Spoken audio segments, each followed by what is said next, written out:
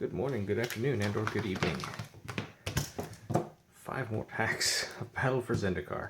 Let's see what we've got. We will... What order should we do these in?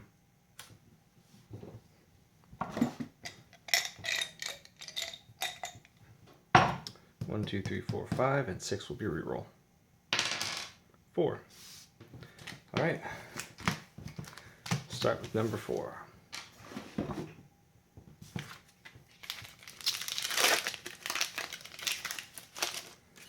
So you've got Plummet, Coral Helm Guide, Myers Malice, Tajuru Stalwart, the Kindi Patrol, move up, so we've got lots of room, Lava Step Raider, Gideon's Reproach. Interesting that we get more removal like this. This would replace a card like Incinerate in a white version of Sly because you would use it to get rid of any creature that your opponent might block with. Touch of the Void, Sheer Drop, another removal spell that can potentially put out another creature. Kozilek's Channeler, Transgress the Mind, Tide Drifter. Interesting. Oh, that's a uncommon. Let's see, devoid other colorless creatures you control get +0/+1. This works very well with Assault Formation. Interesting, and it can still attack. And our third uncommon is Spawning Bed. This will be our rare. This is our full art land. It is a swamp. And then we have... Is this one Curly? No. Let's see. There's Larry. Curly. Yeah, I think this one's Curly. It's been a while. Haven't seen Curly in a while. Might be Curly Joe. Sludge Crawler. Earth in Arms. Incubator Drone. Lithomancer's Focus. And this would be the replacement for Shock, or even perhaps a Lightning Bolt type of an effect in white. Being able to pump up your creatures is amazing. Being able to prevent damage is also amazing. Essentially what this means is you could make a white version of the Sly deck with Gideon's Reproach and Lithomancer's Focus as an extra ability to keep your creatures big enough to kill your opponent's creatures, or to swing out with an extra 2 damage with the Lithomancer's Focus, because white still has access to Double Strike, which is very, very powerful right now. So you could build a mono white Sly deck, even play a couple Sheer Drop just for getting rid of big creatures, and then awakening a land if you needed to. Yeah. Very, very powerful set. Something expires. Grave Birthing. I want to say that's a green card, but it's not. Eyeless Watcher. Eldrazi Devastator. Wavewing Elemental. Another Transgress the Mind. Serene Steward. Whenever you gain life, you can pay 1 white. If you do, put a +1/+1 counter on target creature. Interesting creature pump. This can turn your late game creatures into much bigger creatures if you have an extra way to gain just a little extra life. Plus, being able to put +1/+1 counters on things works very well with a lot of the cards that are left over from Khans of Tarkir, Dragons of Tarkir. Jotty Offshoot, life gain. Hey, play the land, gain life, pay 1, put a +1/+1 counter on another creature. It just keeps the synergy is there. And let's see, that was 1, 2, 3. This is our rare. Here's our full art land. Is a mountain. That is a pretty mountain. I love how they use the winds to shape the rocks in it. Probably holding it at the wrong angle, but it's actually probably supposed to be like this. But no, the smoke's going up, so it should be like that angle. But I don't know, it's Zendikar. And we have a core ally token. Let's open up Kiora. We need a red uncommon card to finish that cycle. Let's see, Territorial Baloth. Clutch of Currents. Inspired Charge. Volcanic Upheaval.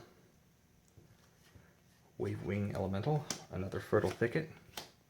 Geyserfield Stalker. Snapping Gnarlid. Evolving Wilds. Now we have Resolute Blade Master. Uncommon gold card. Being able to give your creatures double strike is pretty good. Any of your creatures, anytime an ally comes into play, your creatures gain double strike, and it's all of your creatures, so it's pretty good. Whoops. Retreat to Hagra. Whenever land enters the battlefield, choose 1. Target creature gets +1/+0 and gains Death Touch in the end of turn. Interesting with Evolving Wilds or even the fetch lands, because you can pull a land into play in order to hit something with an extra +1/+0 and gain Death Touch.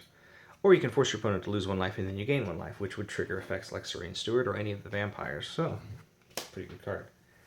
And Cryptic Cruiser. Ah yes, that's the one that puts cards from exile into the graveyard and taps creatures. So it has an evasion mechanic to it. We have extra cards in our hand. So here's our rare. Here's a foil. And here's our full art land. Is a Plains. Swamp, Mountain, Plains. Mardu so far. Here's a plant token. I think that's the first one I've seen of that. And it's cute. I like it. Opening up an Eldrazi. Let's see. What do we get? The Coral Helm Guide. Second one we've had this session. Mars Malice. Stalwart. Clutch of Currents. Kozilek Sentinel. Cliffside Lookout. Corscowl Ally. Pumps up your creatures. Valakut Predator. Landfall. Shadow Glider. Lifespring Druid. Valakut Invoker. I swear it looks like Giorgio Tsoukalos. Forerunner of Slaughter is our first uncommon. Next uncommon, Tunneling Geopede. Let's see, whenever land enters the battlefield under your control, it deals 1 damage to each opponent. So it's kind of like having an evasion, and now the air conditioner kicks in. It's like having an extra invasion effect, or of a evasion effect. You have 1 damage that's going to get through whenever you play a land. And that stacks up. Retreat to Hagra, 2 of those. And here's our rare. And our full art land, probably, if I had to guess, I'd say Forest. Nope, it's another Plains. And a Dragon token, not bad. Now we open the Gideon pack. Alright, Gideon, what you got for us? Giant Mantis, because they couldn't have a Giant Spider. Anticipate, reprint. I've played this in Magic Duels Online, and it's a very functional reprint. I like it. At the end of your opponent's turn, you didn't have to counter something. They don't, there's no need to use it, get a different card in your hand. Mindraker. Territorial Baloth. Shatterskull Recruit. 4/4 Menace. Core Castigator. Valakut Predator again. Shadow Glider, that's 2 of those. Lifespring Druid, that's 2 of those. Weird. And another Valakut Invoker. That's kind of interesting. Forerunner. This is weird. What was the next card? I think, was it the Geopede and then the Retreat to Hagra? Let's see. Nope. Carrier Thrall. When it dies, you get a 1/1 token. Third uncommon is Coastal Discovery. Draw 2 cards and then awaken 4. 6 mana. Here's our rare. Here's our full art land, and it is another swamp. So we didn't get any forests or islands in this session. And we got an octopus. So, wow, we got a different kind of each token. Octopus, dragon, plant, core ally, and an Eldrazi Scion. Not bad. Now, let's check out these rares. First one, Shambling Vent. I think that's my 3rd Shambling Vent that I've gotten total. I like it. Ally Encampment. Not bad. That'll work for a lot of different ally strategies. Also works very well with changelings. Then we have another Sovereign. Really? Wow. How many of those do I have? 8? Probably. Oblivion Sower. Neat.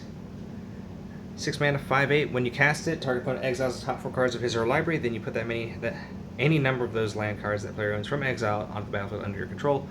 So if you use Realm Razor, exile all of their lands, and then cast Oblivion Sower, put all their lands from exile into play. Because who needs friends, right? Our 5th rare is Veteran War Leader. I think that's my 2nd of those. But let's see what our foil was. Benthic Infiltrator. 1/4 for 3, devoid, ingest, and it can't be blocked. Nice. Kind of resembles a little bit of a shark effect. I think there's the fin, back fin, there's the nose. Nice. That's a pretty foil. Alright, well, I hope you enjoyed the video. I hope you're having a wonderful morning, a wonderful afternoon, and or a wonderful evening, and I hope tomorrow's even better. Take care, everyone.